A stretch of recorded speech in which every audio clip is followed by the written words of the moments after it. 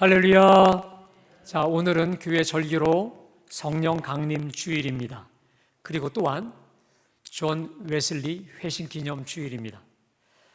성령 강림 주일이란 부활하신 우리 예수님께서 이제 하늘로 승천하시기 바로 직전에 우리 제자들에게 신신당부하십니다. 예루살렘을 떠나지 말고 아버지께서 약속하신 성령을 기다리라. 너희가 며칠 못 되어 성령을 받으리라 약속을 하셨습니다. 자, 그리고 성령님이 오시기만을 갈급히 간절히 사모하던 그 120문도 위에 우리 성령님께서 바람처럼 그리고 불의 혀처럼 그들 위에 충만히 임하신 날이 바로 오늘 성령 강림 주일이죠. 자, 오늘 이 성령 강림 주일날 우리는 우리 감리교회 창시자가 되는 존 웨슬리 목사님의 회심을 기념하며 드리고 있습니다. 자, 그런데 혹 예배 드리는 분들 중에 이런 의문이 들 수 있습니다. 왜 굳이 성령 강림 주일날 존 웨슬리 회심 기념일로 지켜야 되는 겁니까? 라는 질문이 있을 수 있습니다. 여러분, 왜 그래야 될까요? 왜 이 성령 강림 주일날 우리는 존 웨슬리 기념 주일로 지켜야 하는 것입니까? 왜냐하면 존 웨슬리 회심 기념일이 5월 24일인데 유추해 보면 성령 강림 주일하고 거의 비슷하게 맞기 때문에 그런 것이기도 하고요. 사실상 이런 질문이 나올 수 있는 것이, 사실 존 웨슬리의 회심은 지금부터 285년 전의 사건, 옛날 일이었습니다. 그리고 우리나라도 아닌 저 유럽, 영국에서 벌어진 정말 까마득한, 그리고 굳이 기념해야 될 필요가 있을까 할 정도로 우리와 먼 이야기일 수도 있을 것입니다. 자, 그럼에도 여러분, 우리는 왜 성령 강림 주일을 또한 그리고 존 웨슬리 회심 기념 주일을 지키는 것일까요?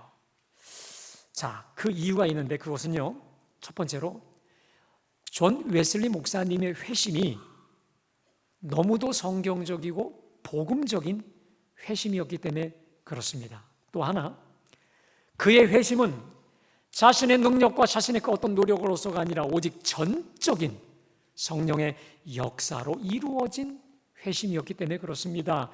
더 놀라운 것은 웨슬리 회심으로 인해 빚어진 아름다운 결실이 너무도 풍성했기 때문에 그렇다는 것입니다. 그 대표적인 결실 하나만 여러분에게 말씀드리겠습니다. 웨슬리 한 사람의 회심으로 인해서 자칫 피와 죽음으로 이 피의 혁명이 발발할 그 영국의 웨슬리 부흥운동으로 통해 그 피의 혁명이 저지가 됩니다.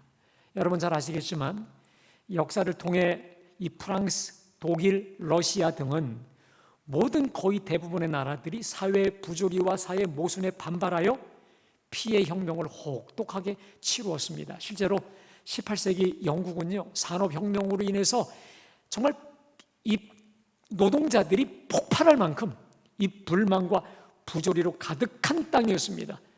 만일 영국 땅에 그 당시에 웨슬리의 부흥운동이 일어나지 않았다면 영국은 그 어떤 나라보다 참혹한 피의 유혈로 낭자했을 것입니다마는, 그러나 웨슬리의 부흥운동을 통해 예수 믿기 좋고 사람 살기 좋은 나라로 변화되었다는 것입니다. 그리고 그 중심에는 웨슬리의 부흥운동, 특별히 그의 회심이 자리 잡고 있었다는 것입니다.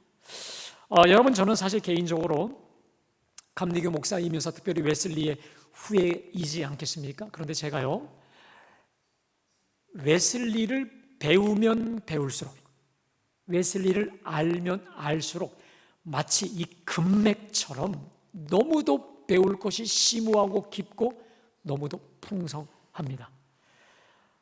그래서 제 인생과 목회의 최고의 멘토를 뽑으란다면 저는 우리 감리교 창시자인 존 웨슬리 목사님이라고 자신 있게 말씀드릴 수가 있습니다. 자, 그렇다면 그토록 평범한 웨슬리를 비범한 하나님의 사람으로 변화시킨 웨슬리 회심의 내용이 도대체 어떤 것일까요?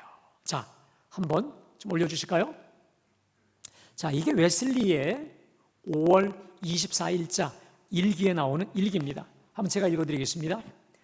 저녁에 나는 별로 내키지 않는 걸음으로 올더스케이트 거리에 있는 한 집회에 참석하였는데 거기에서 한 사람이 루터의 로마서 서문을 읽고 있었다. 8시 45분경에 그가 그리스도 안에 있는 믿음을 통하여 하나님께서 마음의 변화를 일으키시는 일을 설명하고 있을 때 나는 내 마음이 이상하게 뜨거워짐을 느꼈다. 나는 이제 나 자신이 그리스도를 오직 그리스도만을 믿음으로 구원받았다는 것을 느꼈다. 그리고 주께서 나의 모든 죄를 영원히 제거하셨고 나를 죄와 사망의 법에서 구원하셨다는 확신을 얻었다라고 되어 있습니다. 자, 첫 부분을 좀 올려주시겠습니까? 자, 여러분, 웨슬리의 회심은요 엄청나게 많은 사람들이 모인 집회 속에서 이루어진 것도 아니고 오늘 예배하는 주일 예배 드리는 주일 예배 때 이루어진 것도 아닙니다.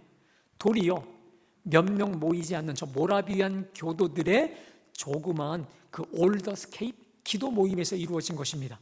더군다나 거기 처음 해보세요. 저녁에 나는 내키지 않는 발걸음으로 참여했다고 되어 있습니다. 그러니까요 저녁에 내려주세요.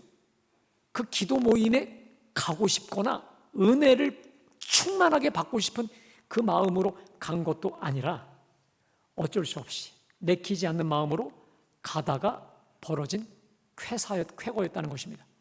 제가요 이 웨슬리 목사님의 일기를 보다 보면 이분은 남들처럼 어떤 적극적인 성격의 사람처럼 적극적으로 먼저 다가오거나 어떤 그 앞에 나서는 성격이 아닙니다. 이분은 아주 좀 소심한 분이에요. 예를 들면 그래서 이분이 어떤 일을 시작할 때 보면 자기 스스로 하기보다는 누구에게 등 떠밀려 하게 된 일이 많습니다. 예를 들어 옥스퍼드 대학을 다닐 때 이 신성클럽, 신성회를 들어갈 때도 동생 찰스 웨슬리의 강권에 의해서 들어가. 형 여기 좀 와봐. 너무 좋아, 너무 좋아. 그렇게 들어갔고요. 그 다음 회심한 뒤 얼마 뒤에 야외 설교를 시작합니다. 그때도 혼자 자기가 하고 싶어서 했다기보다 조지 휘필드의 강권에 떠밀려서 하다가 또 엄청난 우리말로 대박을 일으킵니다. 그리고 오늘 올더스케이트 회심도 사실 내키지 않는 마음으로 그 기도에 참여했다가 주신 하나님의 큰 은혜였다라고 하는 것이죠. 사랑하는 여러분, 우리가 드리는 이 예배, 헌신, 충성, 이 봉사들이요 기쁨의 찬 예배, 여러분 우리의 예배가 기쁨으로 가득한 예배, 우리가 드리는 봉사와 헌신이 기쁨으로 성령으로 충만한 기다려지는 예배, 감사와 감격에 찬 예배와 헌신과 봉사가 되시기를 주님의 이름으로 축복합니다. 근데 여러분 실제로 저를 비롯해 여러분들 가만히 보세요. 늘 신바람 나는 예배, 늘 정말 차고 넘치는 어떤 은혜와 충성, 봉사, 헌신이라기보다는 정말 어느 때는 주일날 교회 가고 싶지 않을 때도 있어요.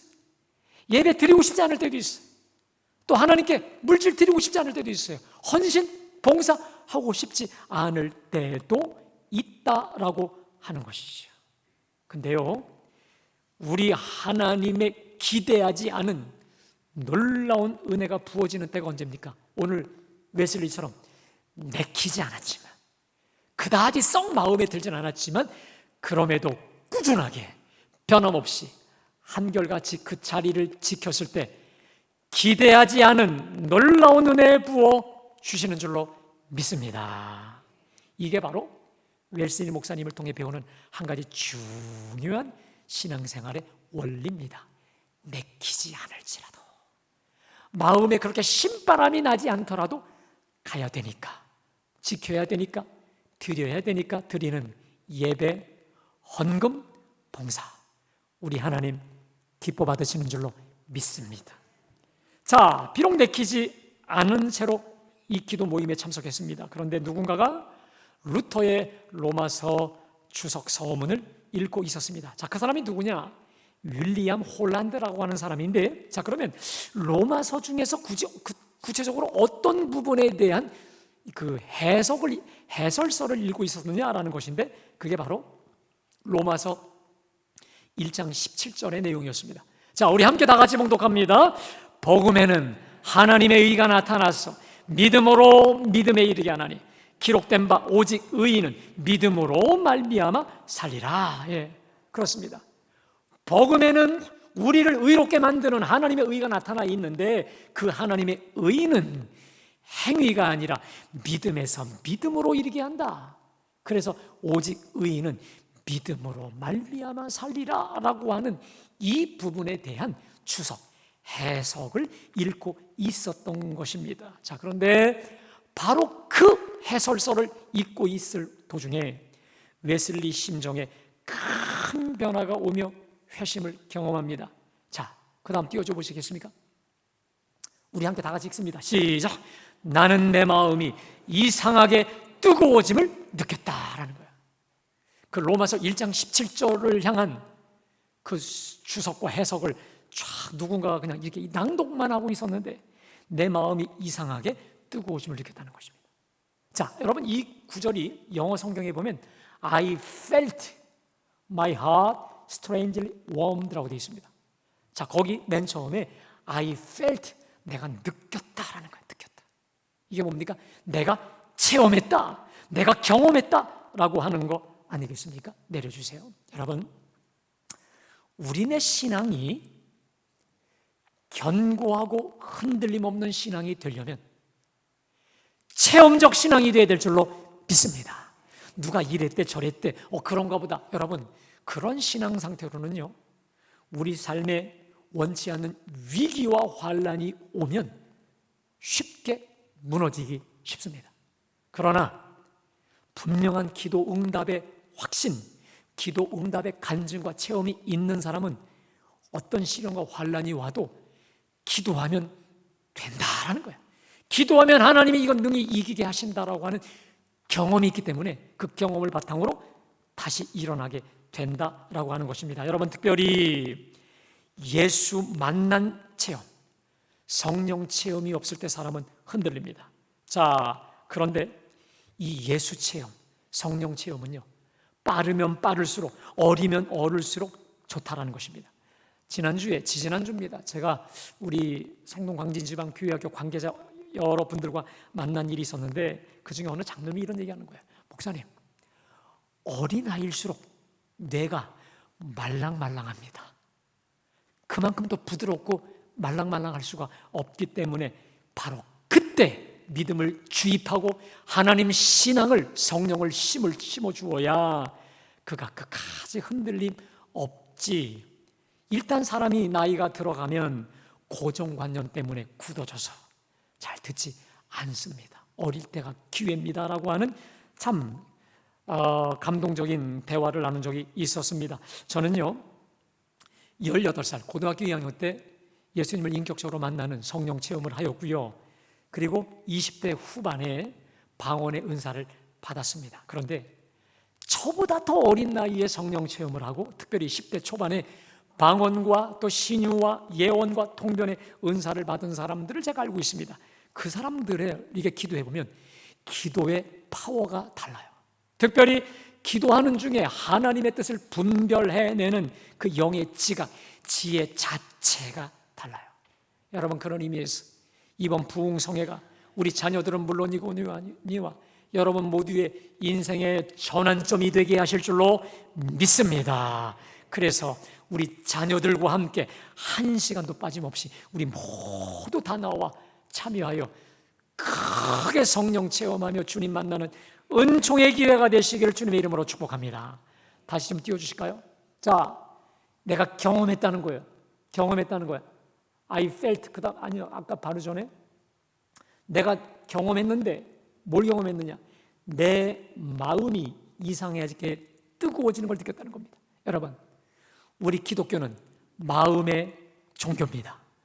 우리 신앙은 마음의 신앙이 되어야 될 줄로 믿습니다. 겉으로 아무리 화려해도 우리 속이 변화되지 않으면, 우리 심령이 거듭나지 않으면 어떠한 소용도 없는 거 아니겠습니까? 오늘 존 웨슬리는요, 그의 속사람이 물과 성령으로 거듭났습니다. 비록 내키지 않는 마음으로 그 모임에 갔지만 말씀을 듣는 중에 그토록 바랬지만 없었던 구원의 확신, 그토록 확신을 얻기 원했지만 확신으로 오지 않았던 구원의 확신을 뜨거운 중에 받게 되었다는 것입니다. 여러분, 누구의 역사일까요? 성령의 역사 아니겠습니까? 바로 오순절날 120문도 위에 급하고 강한 바람처럼 불의 혀처럼 갈라졌던 그런 강력히 임했던 성령의 감동으로 인한 뜨거움이 아니겠습니까?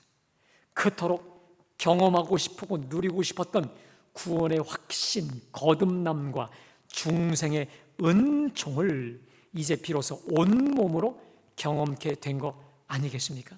자, 그런데 여러분, 오늘 이 뜨거운 구원의 확신을 위해서 웨슬리가 한 게 무엇일까요? 아무것도 없습니다. 그저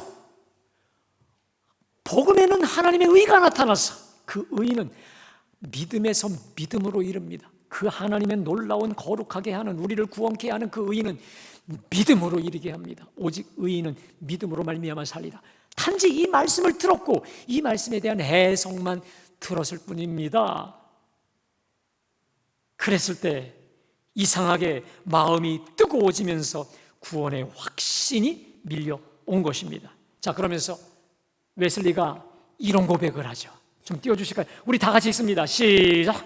나는 이제 나 자신이 그리스도를 오직 그리스도만을 믿음으로 구원받았다는 것을 느꼈다. 그리고 주께서 나의 모든 죄를 영원히 제거하셨고 나를 죄와 사망의 법에서 구원하셨다는 확신을 얻었다라는 거예요.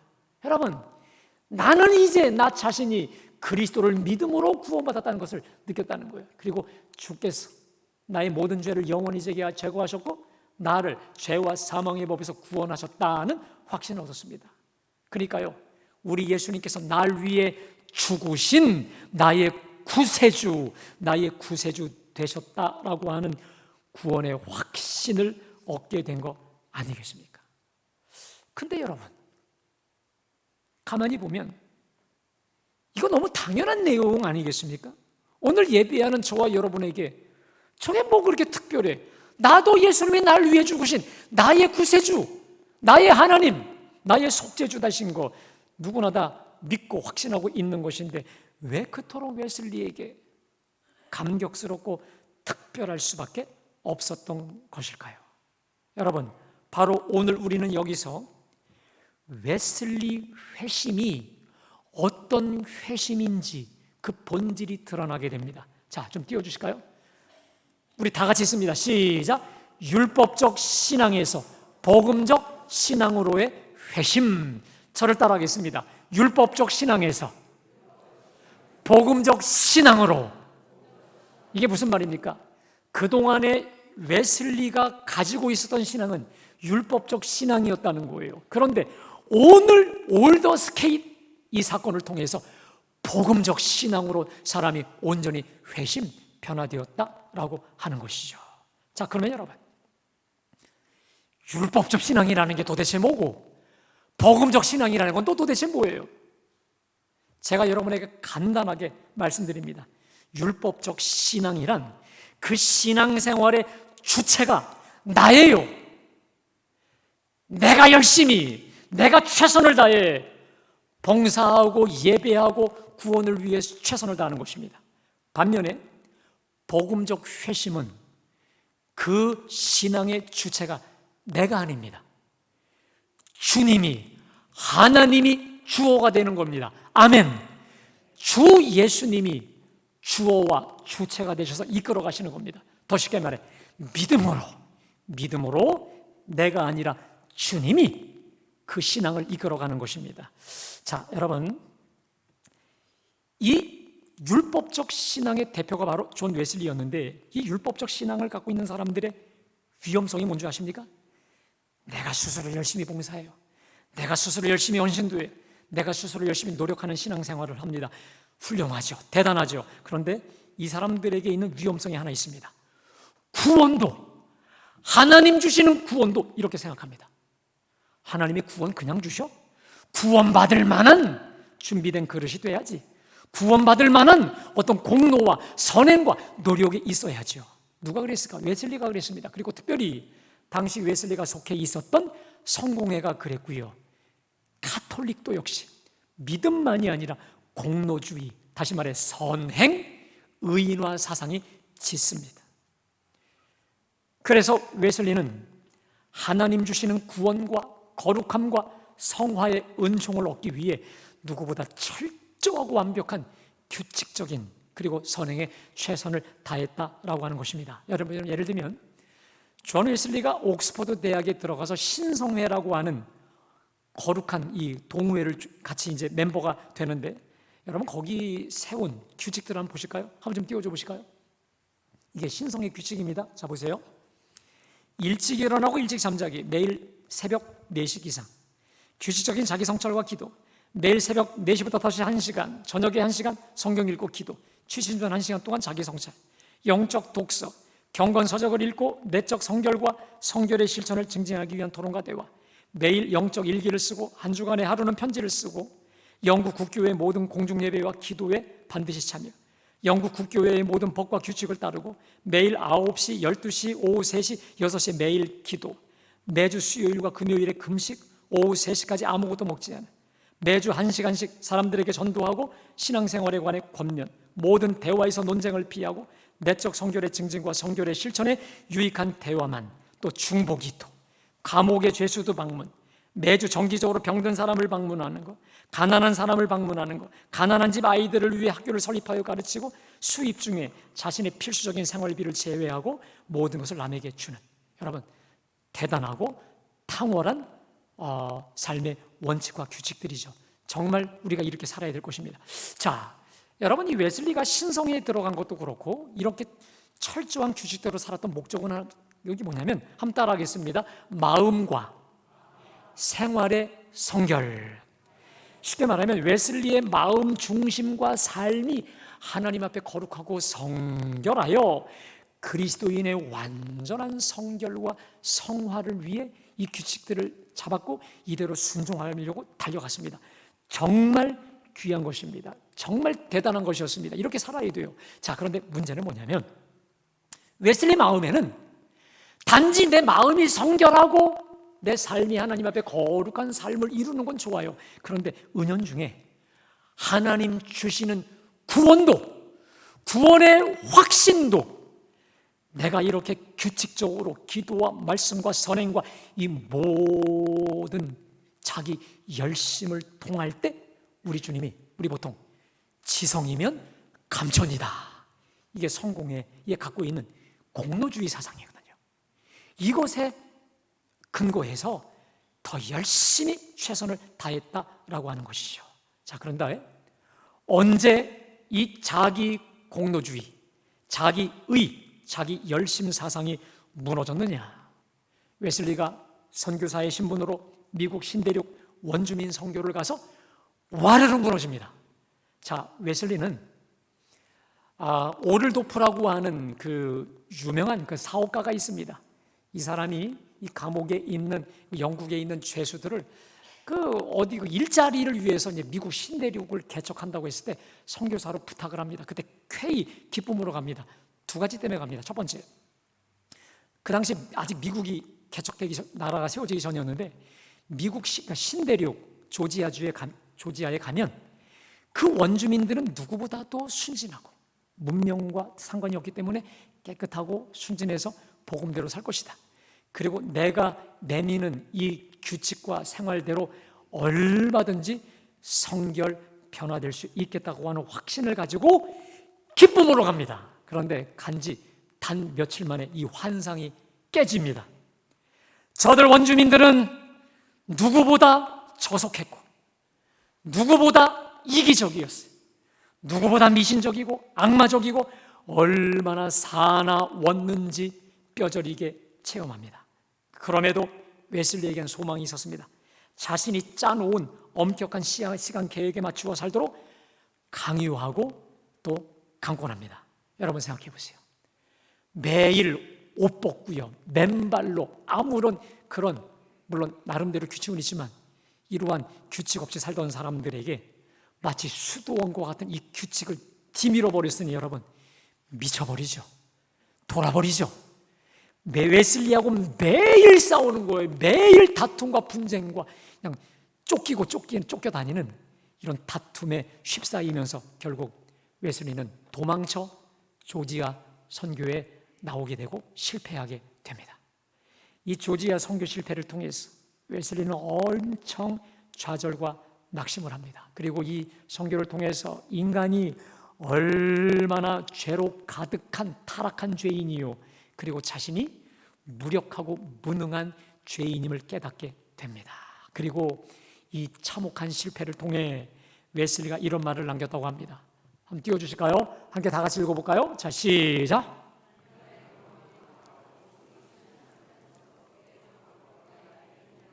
네, 인간의 방법이 다하고 이성이 실패하는 곳에서 하나님은 그의 방법으로 나의 길을 인도하실 것이다. 그렇습니다. 여러분, 제 지나온 인생길을 보면 우리 하나님은 내 이쪽 왼쪽의 문이 닫히지 않습니까? 그러면 오른쪽의 문을 여시는 분인 줄로 믿습니다. 그래서 비록 내키지 않는 마을 발걸음으로 갔던 그 올더스케이트에서 율법적 신앙에서 복음적 신앙으로 회심을 하게 되는 겁니다. 그동안은 내 열심과 내 노력과 내 최선과 내 계획으로 짜여진 이 모든 것을 통해 구원도 거룩함도 성화도 이루려고 했었던 그 자신이 이제는 믿음으로 하나님이 주체가 되어진 복음적 신앙의 문을 여신 거죠.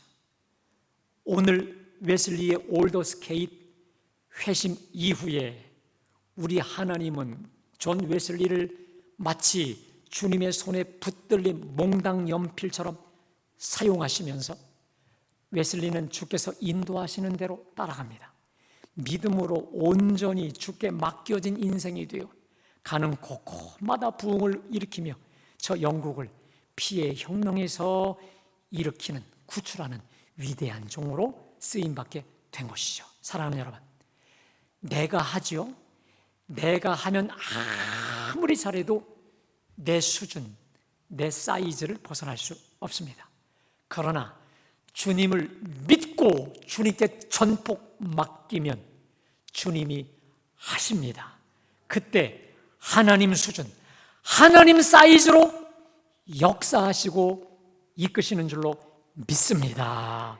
여러분, 오늘 봉독한 이 본문은 깊이 잠들어 있었던 스가랴를 깨워주신 하나님의 환상입니다. 자, 어떤 환상일까요? 좀 띄워주실까요?